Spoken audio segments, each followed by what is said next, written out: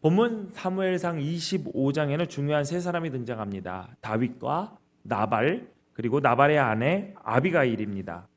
마온에 사는 나발은 양이 3,000마리, 염소가 1,000마리일 정도로 큰 부자였지만 고집이 세고 행실이 악한 사람이었습니다. 나발이라는 이름의 뜻도 미련한 자, 즉 바보라는 의미를 갖고 있습니다. 다윗은 나발이 양털을 깎는다는 소식을 듣고 부하를 보내서 먹을 것을 좀 나눠달라고 부탁을 했습니다. 당시 양털 깎는 날은 농사로 말하면 추수하는 날과 같은 것이었습니다. 공들여 키운 양털을 거두는 시기였으므로 신나는 축제의 시간이었죠.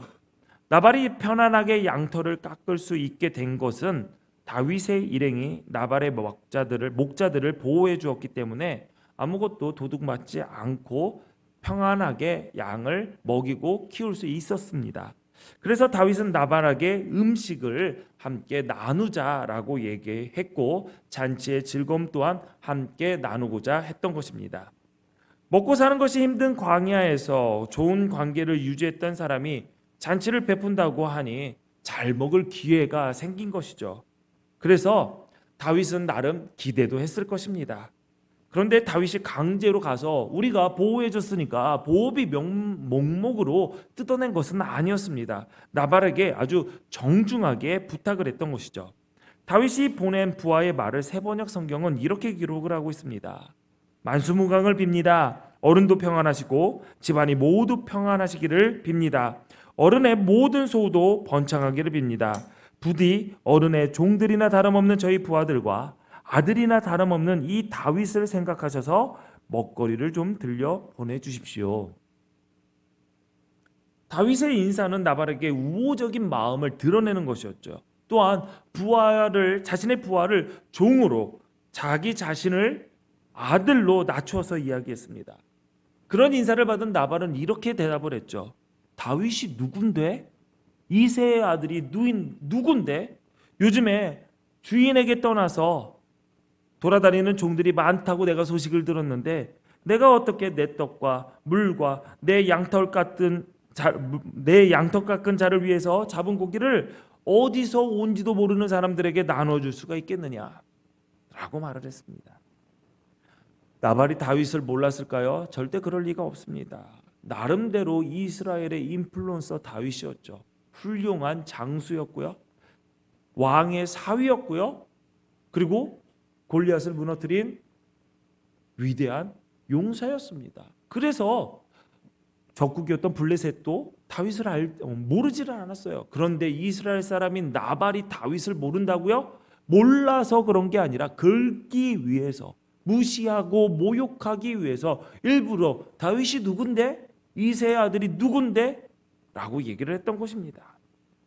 요즘 자기 주인에게 도망치는 종들이 많다고 하는데 라는 말은 사울과 다윗의 관계를 잘 알고 있었음을 의미하는 것이죠. 나발은 감사할 줄 모르는 인색한 부자였습니다. 이웃과 함께 나누어야 할 잔치의 즐거움을 자기 혼자만 독차지하려고 했던 것이죠. 감사할 줄 모르는 사람, 나눌 줄 모르는 사람은 나발처럼 어리석은 사람입니다. 그런데 우리도 가끔 나발처럼 바보짓 할 때가 있다는 사실을 잊지 말아야 돼요. 하나님의 은혜로 누리게 된 복을 마치 내가 잘나서 처음부터 내가 가지고 있었던 것처럼, 내가 잘해서 얻은 것처럼 착각할 때가 있다라는 것입니다. 그래서 하나님께 감사하지도 않고 사람들과 더불어 기쁨을 나누지 않을 때도 있다는 거죠. 여러분은 받은 사랑에 대해, 은혜에 대해 감사하며 사십니까? 여러분이 가진 것은 여러분만 누리라고 하나님께서 허락하신 것이 아닙니다. 그것을 우리는 잘 기억해야 돼요. 어떤 강연자가 이렇게 얘기하는 것을 들었습니다. 좋은 사람은 성공한 사람이다. 자기 잘 먹고 자기 가족 잘 먹고 자기가 원하는 그 바운더리에서 나와 함께 나눈 사람은 좋은 사람이다. 그런데 훌륭한 사람은 다르다. 훌륭한 사람은 나 때문에 덕 보는 것, 내 주변 사람들이 덕 보는 것이 훌륭한 사람이다. 여러분 모두가 훌륭한 사람이 되시기를 바랍니다. 괴테가 이런 말을 했습니다. 세상에 가장 쓸모없는 인간은 감사할 줄 모르는 인간이다. 여러분, 여러분은 어떻게 사십니까? 감사하며 감사를 표현하며 살아가고 계십니까? 하나님의 은혜 없이 된 것은 아무것도 없습니다. 그것을 우리는 믿는 사람입니다. 고백하는 사람입니다. 산다는 것 자체가, 오늘의 주인공으로 내가 살아갈 수 있다라는 것 자체가 하나님께서 허락하신 복이요 감사인데, 날마다 범사에 하나님께 감사하는 것은 당연한 일입니다. 나발의 목자들과 양을 지켜주었으나 나발로부터 외면당하고 모욕당한 다윗은 화가 났습니다. 다윗은 부하들에게 명령했습니다. 칼을 차라. 칼을 차라. 전쟁이다. 그리고 400명을 이끌고 나발에게 향하며 이렇게 말했습니다. 내가 이자의 소유물을 광야에서 지켜 그 모든 것을 하나도 손실이 없게 한 것이 진실로 허사라. 그가 악으로 나의 선을 갚는도다. 다윗은 화가 났어요. 이미 이성을 잃어버렸습니다. 내가 하나님의 기름 부음 받은 자라는 사실, 그 정체성마저 흔들리고 있는 상황입니다. 여러분, 뉴스를 보면은 이런 사건들이 좀 종종 발견하게 되죠. 홧김에 사람을 때리거나, 홧김에 사람을 때리다 죽이거나, 홧김에 불을 지르거나, 홧김에 스스로 목숨을 끊습니다.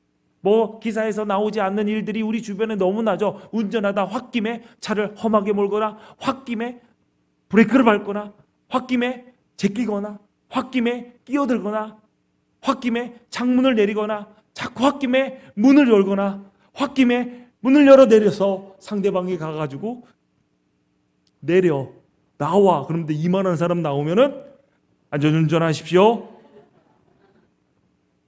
우리가 홧김에 하는 일들이 너무나 많습니다. 그런데 많은 범죄뿐만 아니라 사람의 인생의 비극은 순간적인 분노와 감정의 폭발에서 시작된다는 사실 우리 잊지 말아야 돼요.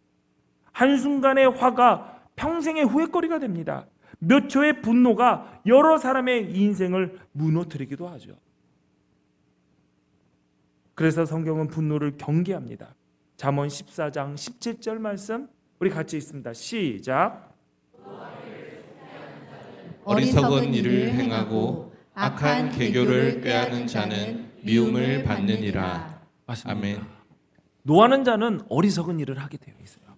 분노는 판단력을 흐리게 만듭니다. 평소에 하지도 않는 말과 행동을 하게끔 하죠.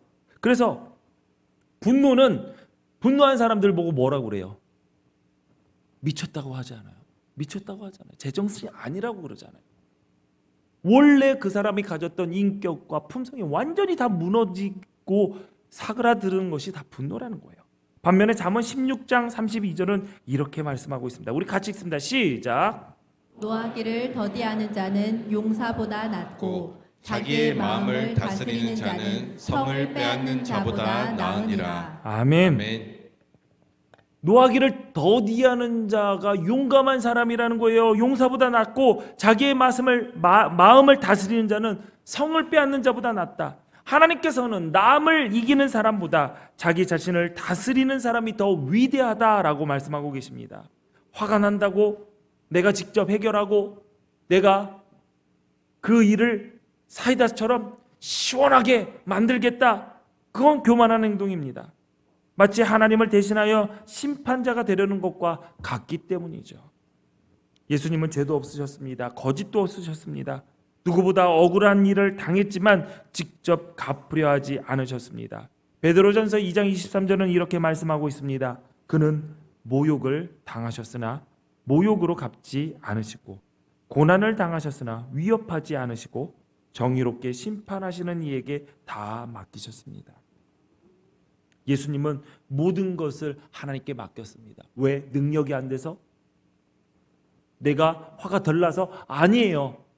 심판하시는 일은 하나님의 일이다 라고 알고 있었기 때문에 선 넘지 않은 것입니다.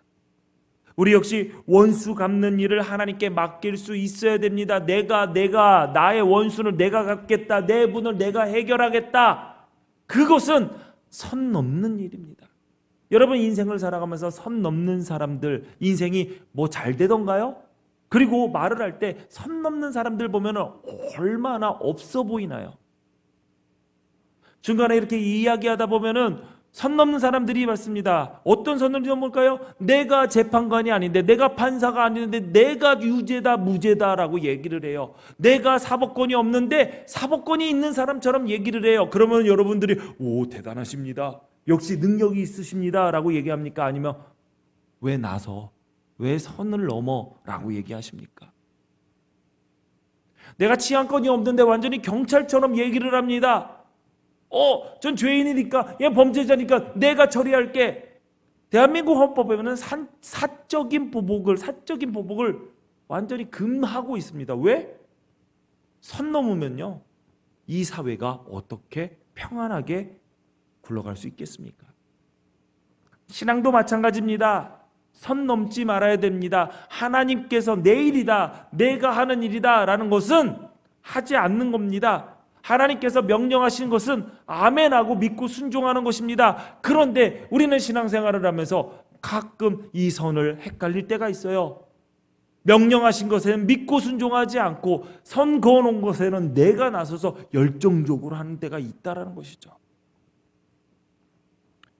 원수 갚는 일은 분명히 써 있습니다. 하나님의 일이다. 그렇다면 믿음의 사람들인 우리는 원수 갚는 일, 내가 나서는 것이 아닙니다. 선 넘지 않는 것입니다. 광야에서 오랜 세월 고난을 견뎌온 다윗도 사울 앞에서는 잘 참아냈지만 나발 앞에서는 혈기를 드러냈습니다. 이것이 오늘 우리에게 주는 교훈입니다. 어떤 사람도 하나님의 은혜가 붙들어주지 않는다면 한순간도 바르게 설 수 없다는 것이죠. 믿음의 사람도 분노 앞에서 넘어질 수 있다는 것입니다. 그래서 우리는 늘 자신을 신뢰하기보다 하나님의 은혜를 의지해야 됩니다. 신앙은 매 순간순간 하나님을 의지하는 생활입니다. 그게 신앙생활입니다. 분노는 그동안 하나님과 동행하며 쌓아온 은혜를 한순간에 무너뜨릴 수 있는 폭탄과도 같습니다. 관계를 파괴하고 인격을 무너뜨리며 신뢰를 잃게 만듭니다. 나발 때문에 분노한 다윗은 모든 것을 쓸어버리겠다라고 결심했던 것이죠.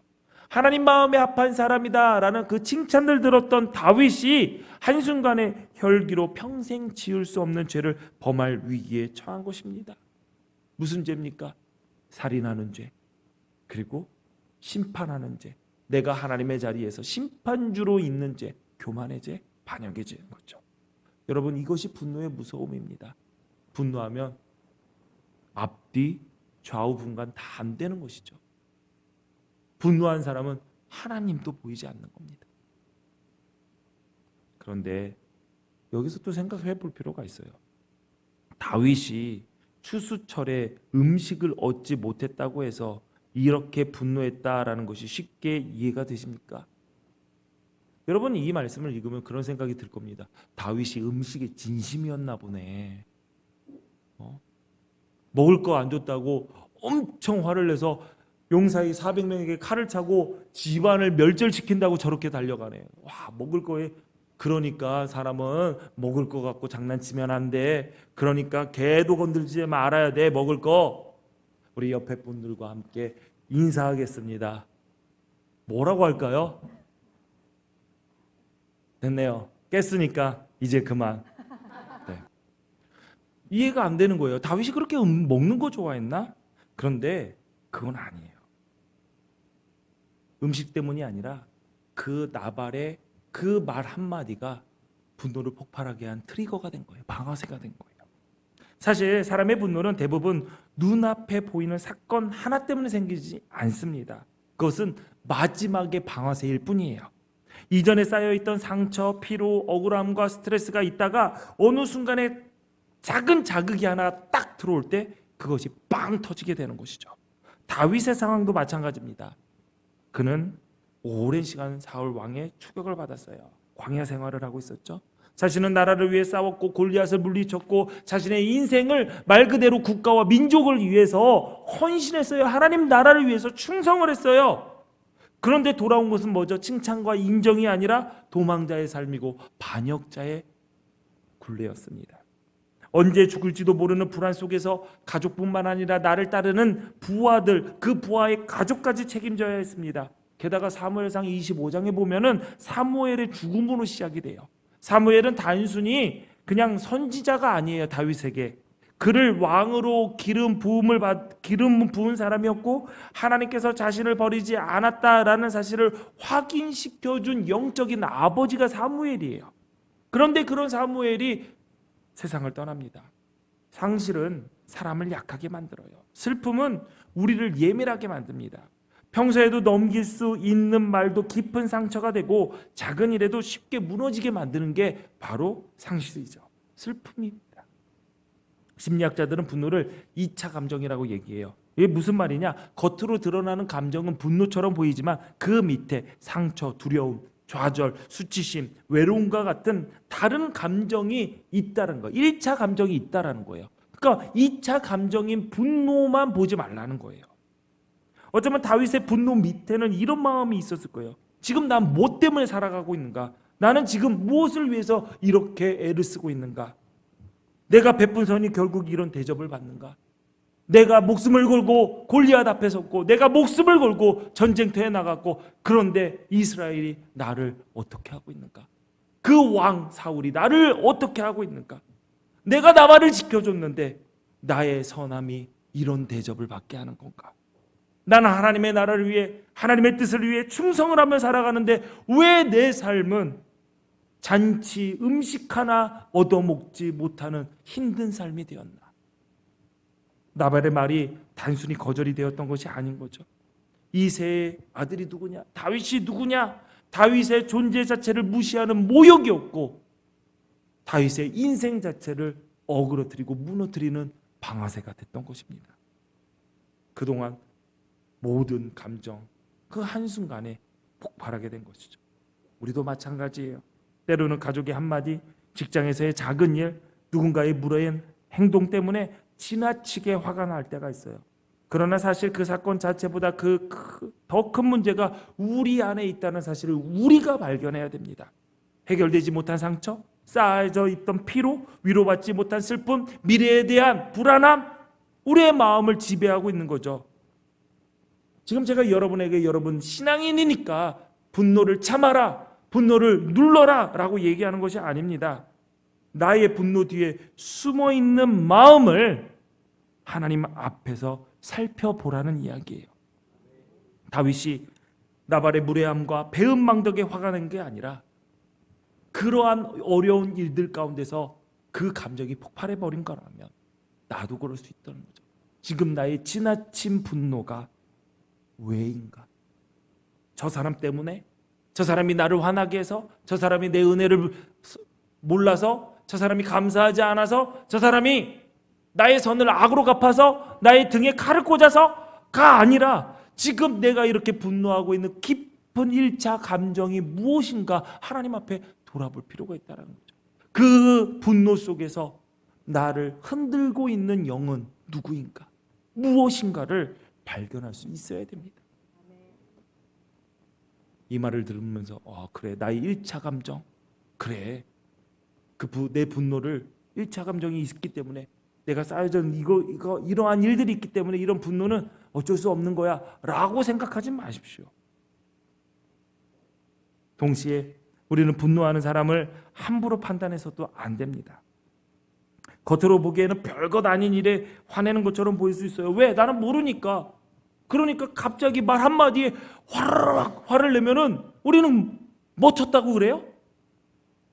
도레미 미쳤다고 그러는 거 아니에요. 이거 왜 그래? 나도 당황스러웠죠. 갑자기 그러니까. 그러면 우리는 이렇게 얘기합니다. 뭐 그런 일을 갖고 왜 화가 나? 인격이 이상해. 분조장이야. 어른 정신과 가서 상담 받아봐. 약 처방 받으면 괜찮아질 수 있어. 그렇게 얘기할 수 있다는 거죠. 너무 예민해. 그냥 좀 넘어가면 되지 않나? 인격이 왜 그래? 성품이 왜 그래? 그런데 우리가 보지 못하는 것이 그 삶 속에 있다는 거죠. 그 사람의 마음속에 어떤 상처가 쌓여 있는지, 지금 어떤 아픔을 견디고 있는지 아무도 알지 못하는, 그래서 아무에게도 말하지 못하는 그 짐이 무엇인지 우리는 알지 못합니다. 지금 우리가 아는 것은 눈앞에 벌어진 그 상황밖에 없어요. 그 상황에 저 사람이 화를 내고 있다. 누군가 다윗을 보고 야 먹을 것 좀 못 얻어먹었다고 저렇게 화를 내나? 라고 말했다면 다윗의 상황을 너무 단순하게 본 것입니다. 우리도 누군가처럼 야 먹을 것 때문에 제가 그렇게 화를 내? 아니 인사 안 했다고 저렇게 화를 내? 야 말 한마디 했다고 저렇게 화를 내?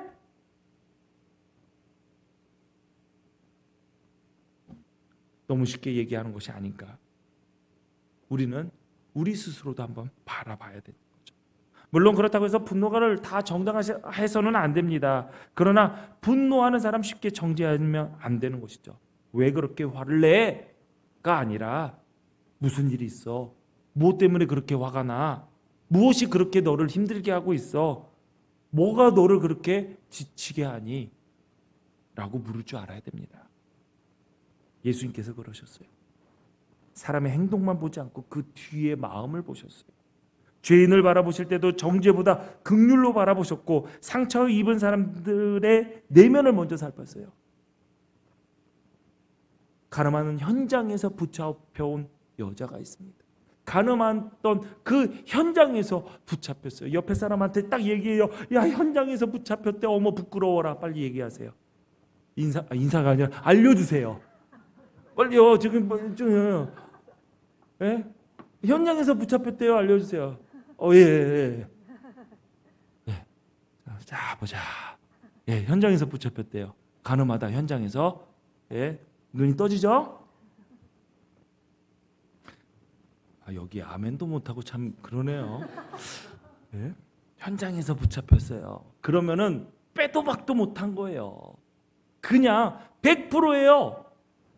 현장에서 붙잡혀서 여자가 끌려왔어요. 그런데 남자는 어디 갔어요? 여러분, 남자 너무 믿지 마세요. 급하면 혼자 도망갑니다. 아무튼 혼자 왔어요. 혼자 와서 어떻게 돼요? 율법에 의하면 돌로 쳐서 죽임을 당할 수밖에 없는 상황이에요. 그런데 예수님께서 뭐라고 하셨죠? 편들어줬어요. 죄인인데 편들어줬어요. 정의롭지 않죠. 공정하지 않죠. 성경에 나와 있지 않지만 예수님이 뭐를 봤을까요? 바리새인 코를 꽉 눌러주고 싶었을까요? 바리새인 눌러주고 싶어서 그 죄인에게 용서를 허락했다? 그건 예수님의 성품과 맞지 않아요. 우리가 모르긴 몰라도 그 여인의 뒷 배경이 뒷 무언가가 있지 않았을까? 그래서 예수님께서 그렇게 긍휼로 그 여인을 대하지 않았을까? 저는 그런 생각이 듭니다. 우리 역시 예수님의 사람으로 그리스도의 제자로 이 시대의 작은 예수로 살아가면서 사람의 겉으로만 드러나는 감정을 보고 판단하는 것이 아니라 그 뒤에 숨겨진 아픔과 상처와 상황을 분별할 수 있어야 됩니다. 그것이 긍휼의 마음이고 하나님께서 우리에게 원하시는 사랑의 태도입니다. 오늘 본문에 바로 그런 긍휼의 마음을 가진 사람이 등장합니다. 나발은 다윗의 분노를 이해하지 못했어요.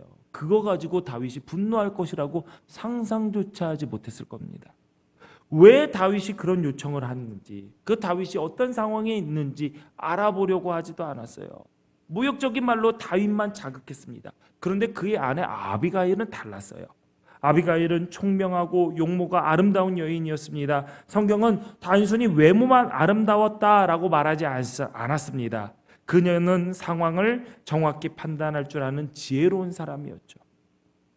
나발의 하인 한 명이 그 일에 대해서 나발이 다윗의 종을 어떻게 부하를 어떻게 보냈는지에 대해서 이야기를 합니다.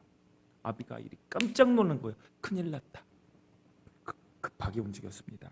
사무엘상 25장 18절에 보니까 급히 떡 200덩이와 포도주 2가죽 부대와 잡아서 요리한 양 5마리와 볶은 곡식 5세아와 건포도 100송이와 무화과 뭉치 200개를 가져다가 나귀들에게 실었다고 했어요. 이거를 보면은 무슨 생각이 드냐면 눈에 보이는 거 있는 거 지금 다 갖다 실은 거예요. 너무 급하니까. 거기에 다 몇 명이래? 얼마나 줘야 돼? 한 400인분? 800인분? 가족들이 있으니까 한 2,000인분, 2,000명 먹을 수 있을 만큼 보내면 되나? 뭐 이렇게 계산 안 했어요.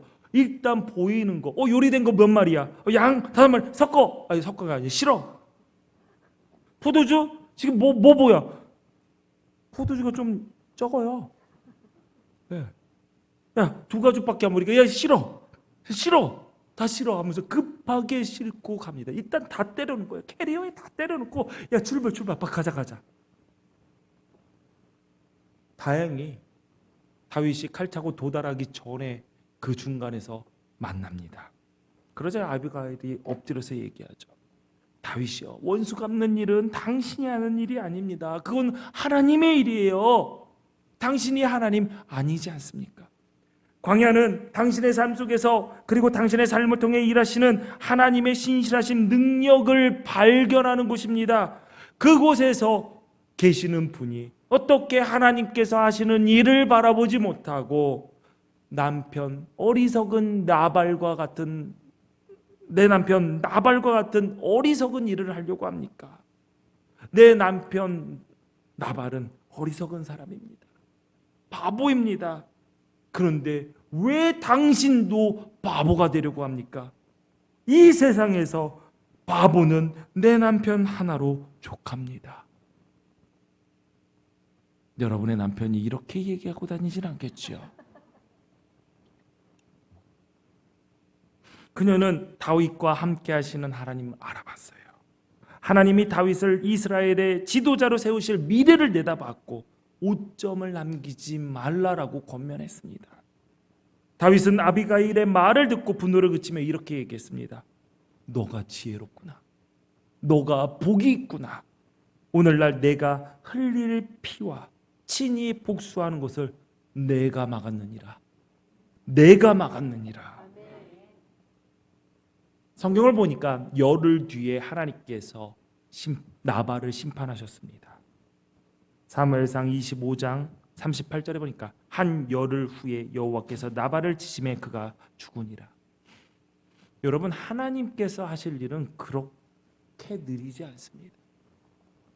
바로바로 됩니다. 하나님의 때가 딱 되면 하나님은 지체 없이 그 일을 행하십니다. 하나님의 때를 기다릴 줄 알아야 됩니다. 우리들 살다 보면 사무엘상 25장과 같은 일들 많이 만나게 됩니다. 때로는 나발처럼 받은 은혜와 감사의 조건을 망각하며 살아갈 때가 있죠. 어떤 때는 악의적으로 그럴 때도 있지만 모르고 지나칠 때도 있습니다. 때로는 내가 베푼 호의를 무시하고 악으로 대하는 사람을 만나기도 합니다. 우리도 살다 보면 내가 어떻게 했는데 나한테 이럴 수 있느냐라고 할 때가 분명히 있습니다. 그런가 하면 때로는 다윗처럼 분노로 하나님의 일을 망칠 때가 있습니다. 내가 폭탄이 되어서 자폭합니다. 폭탄이 자폭을 하면 그냥 터지고 끝나나요? 아니에요. 그 터진 파편에 다른 사람들이 피해를 받습니다. 그런 폭탄 같은 분노를 발할 때가 있다는 거죠. 오늘 본문 우리가 가장 주목해야 할 사람은 아비가일입니다. 아비가일은 아버지의 기쁨이라는 뜻을 가지고 있습니다. 아비가일은 아버지의 기쁨과 같이 행동을 했죠. 아비가일은 솔직히 이 문제 속에서 지분이 없어요. 누구를 화나게 하지도 않았고요. 뭔가 잘못하지 않았어요. 그냥 3자 중에 3자였습니다. 남편이 만든 문제였고 그 남편이 만든 문제에 다윗은 화를 냈던 것이죠. 그런데 그녀가 난 내가 잘못한 거 아닌데, 내 일이 아닌데 나는 상관없어 라고 말하지 않았습니다. 누군가의 잘못 때문에 공동체가 무너지는 것을 그냥 보고 있지 않았던 것이죠. 그래서 아비가일은 평화를 위해 움직였습니다. 갈등의 한가운데 속에 들어갔어요. 여러분, 갈등이 나하고 누구하고 있는 것도 불편한데 나랑 아무런 상관없는 그 갈등 속에 들어갔어요. 그래서 분노를 멈추게 했고 한 가문을 살렸고 한 사람의 미래를 살렸고 더 나아가 이스라엘의 민족의 미래를 바꿨습니다. 하나님께서 오늘 우리에게 묻고 계십니다. 너는 나발이냐? 너는 다윗이냐? 너는 아비가일이냐? 고린도후서 5장 18절에 모든 것이 하나님께로 났으며 그가 그리스도로 말미암아 우리를 자기와 화목하게 하시고 또 우리에게 화목하게 하는 직분을 주셨다라고 했습니다. 여러분의 직분이 무엇입니까? 저는 목사라는 직분을 가지고 있습니다. 여기에는 장로님, 권사님, 집사님, 그리고 직분이 없는 분들도 계시겠죠. 그러나 이렇게 목사, 장로, 권사, 집사라는 직분보다 우리 모두에게 주어진 더 중요한 직분, 화목하게 하는 직분이 있다는 사실을 기억해야 됩니다. 가장 중요하고 꼭 수행하는 직분, 화목하게 하는 직분, 평안하게 하는 직분, 우리는 모두 이 직분을 감당해야 됩니다. 아비가일 공식적인 직분이 없어요. 당시에는 아무도 인정해주지 않았던 한 남자의 아내였을 뿐입니다. 더 정확하게 말하면 한 집안의 재산에 불과했어요. 그러나 그녀는 하나님께서 기뻐하시는 화목의 직분을 감당했습니다. 분노를 막았고 복수를 막았고 죽음을 막았습니다. 오늘날에도 하나님께서는 아비가일과 같은 사람을 찾고 계십니다. 아버지의 기쁨이 되는 사람을 찾고 계십니다. 가정에 다툼이 일어날 때 그것을 더 키우는 사람이 아니라 진정시키는 사람, 교회 안에 갈등이 생길 때 편을 나누고 내 편, 네 편 나누는 것이 아니라 화해를 위해서 갈등에 뛰어드는 사람, 직장에서 불평과 원망이 가득할 때 감사와 격려를 전하면서 그 험악한 분위기를 화평하게 만드는 사람, 우리 모두 아비가일이 되어야 됩니다. 우리가 가는 곳마다 다툼이 화해로 바뀌어야 됩니다. 분노가 사랑으로 바뀌어야 됩니다. 원망이 감사로 바뀌어야 됩니다. 가정에서든지 일터에서든지 교회에서든지 갈등을 막아내는 사람이 되십시오. 그래서 우리에게 이러한 칭찬이 있어야 됩니다. 내가 막았다. 내가 막았다. 내가 아니었으면, 당신이 아니었으면 큰일 날 뻔했다. 당신 때문에 관계가 회복되었다. 당신 때문에 내가 하나님께 죄를 짓지 않았다. 이런 칭찬이 우리에게 있어야 됩니다. 사랑하는 기독교회 성도 여러분, 어디를 가든지 평화를 만드십시오. 사람을 살리십시오. 갈등을 화해로 바꾸는 화목의 사람이 되십시오. 그래서 하나님과 사람들 앞에서 당신이 막았습니다 라는 아름다운 칭찬을 듣는 하나님의 백성 예수 그리스도의 제자가 되시기를 주님의 이름으로 축원합니다. 기도하시겠습니다. 사랑의 하나님 아버지, 우리 안에도 나발과 같은 어리석음이 있고 다윗과 같은 분노와 혈기가 있음을 고백합니다. 받은 은혜 잃어버릴 때가 있고 상처를 받으면 쉽게 화를 내고 내 손으로 내 문제를 해결하겠다고 나설 때도 있습니다. 하나님, 이러한 분노가, 이러한 어리석음이 우리를 다스리지 않게 하시고 성령께서 우리의 마음을 다스려 주옵소서. 아비가일과 같은 지혜와 용기를 주셔서 갈등을 키우는 사람이 아니라 화목하게 만드는 사람 되게 하여 주옵소서. 우리의 말과 행동을 통해서 분노가 사랑으로, 다툼이 화해로 바뀌게 되게 하여 주시고, 우리 때문에 누군가가 위로를 얻고 우리 때문에 누군가가 죄의 길에서 돌아서며 우리 때문에 공동체가, 내가 속한 곳이 하나가 되는 은혜를 허락하여 주옵소서. 예수님의 이름으로 기도하옵나이다. 아멘.